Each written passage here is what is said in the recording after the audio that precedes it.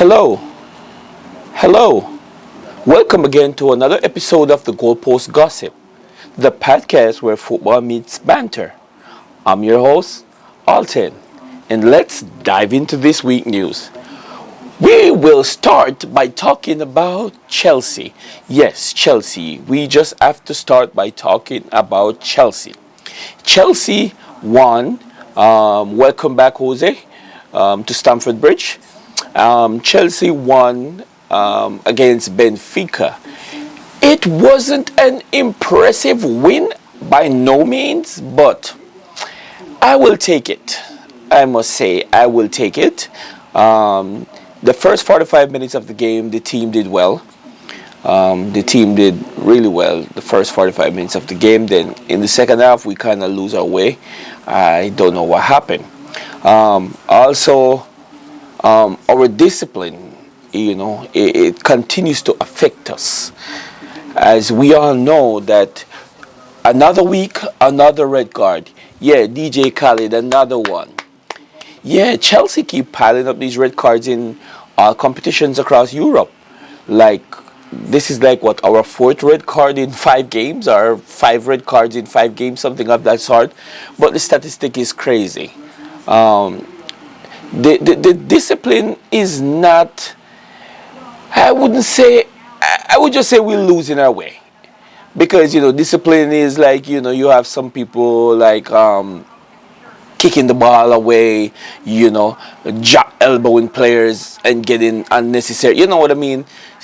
These cards that we've been racking up on is that we are being put into a spot where the player have, minimum seconds to make a decision, and they make bad decision. The eye foot by Joe, the tackle by Chalaba the week before, in our loss to Brighton. It's been put into a position where we have to make a quick decisions, and obviously there are bad decisions that amount to all these red cards that we've been getting, which is very bad. So that's something that we need to work on. I know it's a very different scenario than players like just arguing with the referee or elbowing other players or kicking the ball away out of frustration. No, it's not that kind of way we're getting a red card, which is a good out of the bad situation. But Chelsea, we definitely need to be working on that, and let's see if we can take that positivity into the Premier League this weekend against Liverpool. That will be a massive game. I know we have like 8 players out. Oh my goodness, we have a lot of injuries, and the first-time team players are missing out a lot. So let's see if we can pull this off against Liverpool, even though Liverpool is not the strongest team either. But, the statistics show that they are the favorites to win this game because they have players who are full of experiences compared to our youthful team. So let's see how this played out this weekend. Chelsea versus Liverpool. That will be a very, very interesting game. And my prediction is Chelsea going to come away with a 3-1 victory. Yes, that's my prediction. We're going to carve it out. Good luck, Chelsea. Let's see. Speaking of Liverpool, they are down on the downside, as we all know. Liverpool is not Liverpooling at all. That's their second loss in second game. Yeah, so Liverpool lost 1-0 to Galatasaray, something like that you pronounce the name. My pronunciation probably be off, but Galatasaray. They lost 1-0, and who scored the goal? Osimhen. I think that Chelsea been missing out all this season by not trying to get Victor. Like, why we're not trying to get a established striker like that? We don't want to pay the money, and it would be worth it because he is a good striker, very skillful, very good finisher, and all that stuff. So I don't know why Chelsea keep backing out and keep not being in the race for that player. We deserve a top-class striker. But yeah, they beat Liverpool. As I said, Liverpool is not that good. Every week I say that Liverpool is not that good. Yeah, I can look at the camera and say that Liverpool is not that. Oh, the camera is there. Liverpool is not that good. No, they're not. So they got beaten again. So the side going to be a little bit shaky going into the Premier League against Chelsea. You can see where the coach has been like shuffling, like our coach also is doing the same thing. But Sabah side is playing, I think left back or something like that. Like you got that creative midfielder. Why are you playing him in the defense? When you have defenders to play. Salah started on the bench. Your $100-and-something million man, Isaac, who I know gonna fail at Liverpool. Liverpool is not the place for Isaac. He should have stayed at Newcastle and be a star in Newcastle. But he decided to go to Liverpool. He's not going to win nothing this season or next season, and he's going to get frustrated. He started on the bench, and then when he got dragged on, he got zero impact. The main surprise was Salah, who was sitting on the bench. Salah is their number one player. You got to start Salah if he's fit. You can't have Salah on bench. I'm sorry, you get it all wrong, coach. Arnold, you get it all wrong. Mr. Slot, you get it wrong. But continue to get it wrong all week. That's your business. That's all right.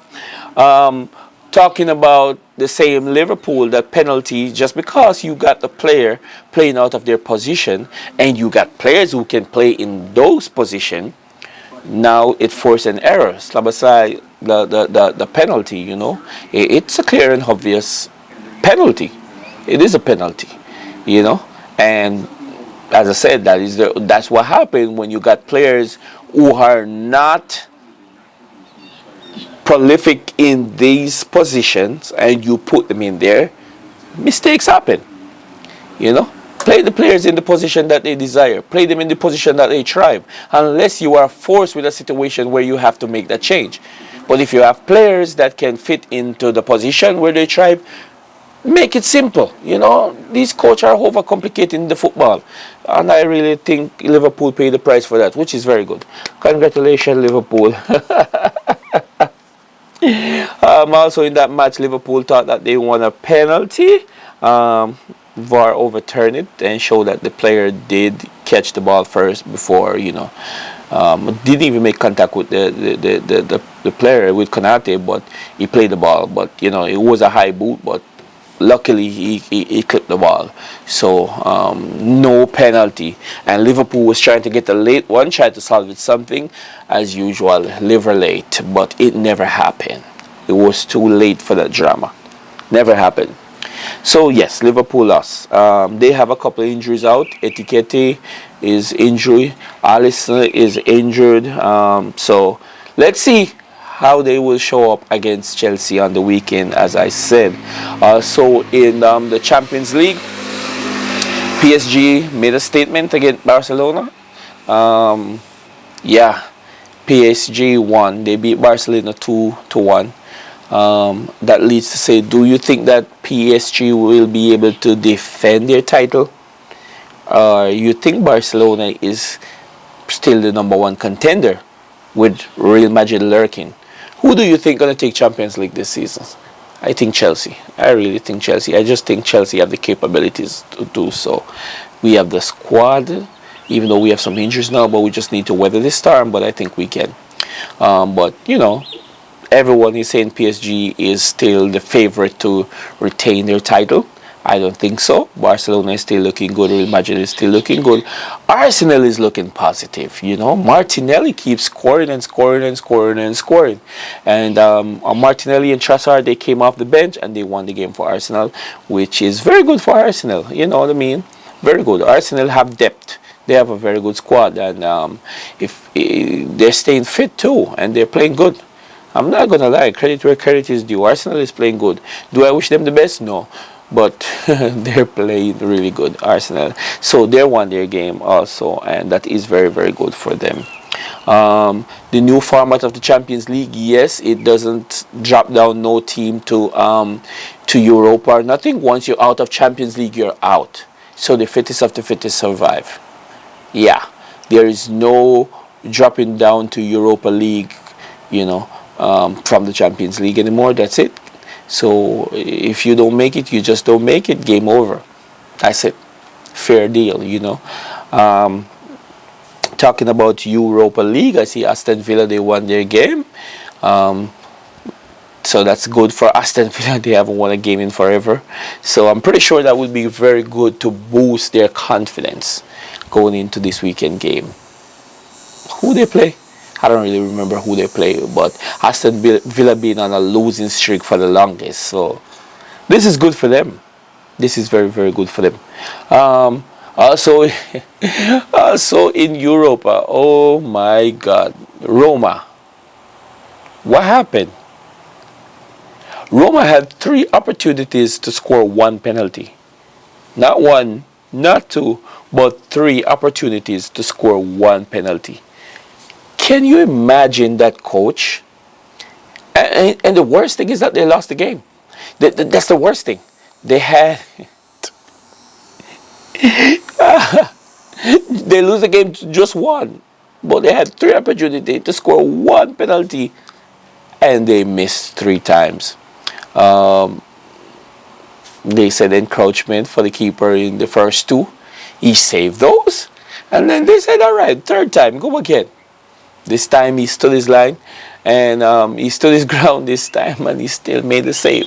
So good job to the goalkeeper. And Roma, very terrible, very horrible. I must say that is horrible on your behalf, I must say. But yeah, very entertaining week of Champions League. I should say the teams they delivered. Chelsea delivered. Barely, but they deliver.